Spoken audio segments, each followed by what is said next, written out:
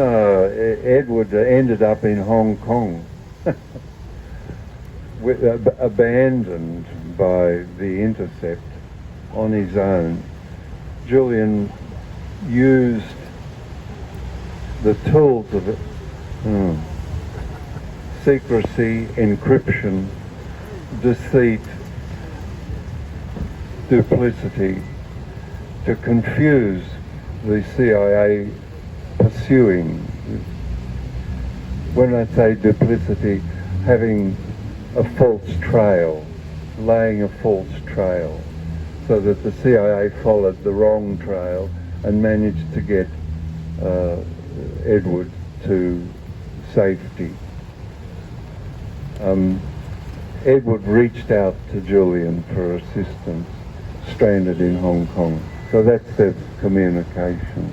He saved his life.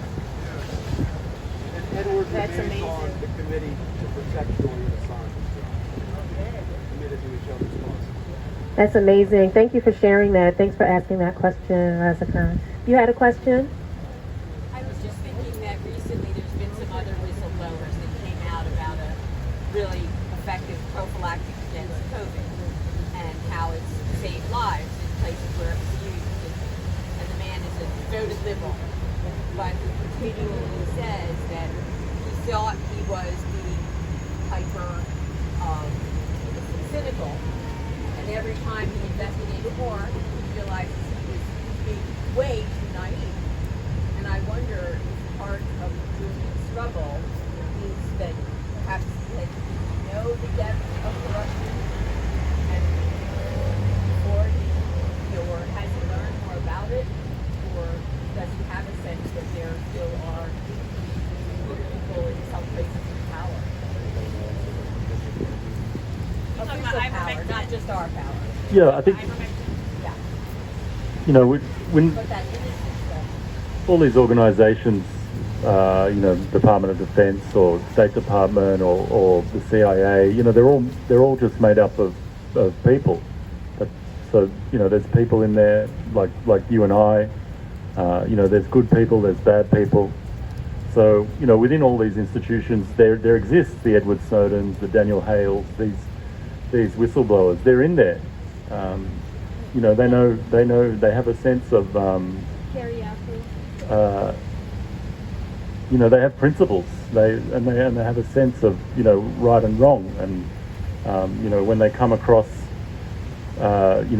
these war crimes or mass spying, they feel a need to release these things. And I think what's happened now is that with this prosecution against Julian, there's no longer an outlet for these whistleblowers, because this is the first time the Espionage Act has been used against a publisher.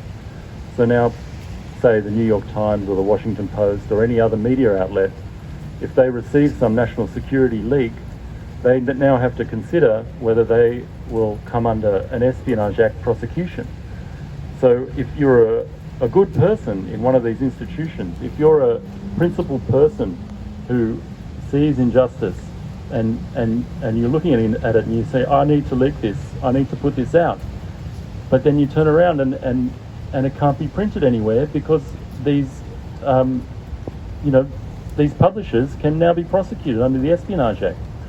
So that's why it's so important that this prosecution is stopped, because there's all this stuff that's been done behind closed doors that needs to come out, that needs to be talked about, that we need to know what's been done in our names.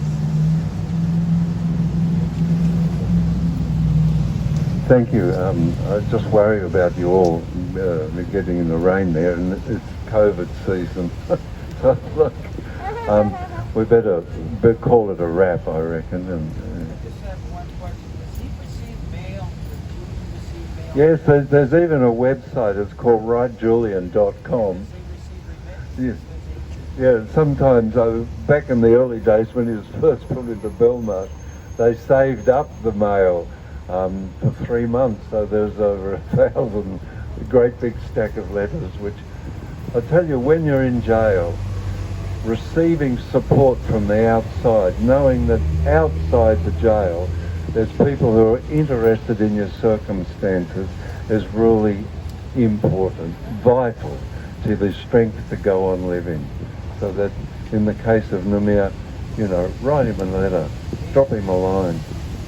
Can you shed any light on Seth Rich? Gee, that's a can off. What I'm selling. No, I can't. I'd like to, but I can't. Thanks. Does he get medical treatment now?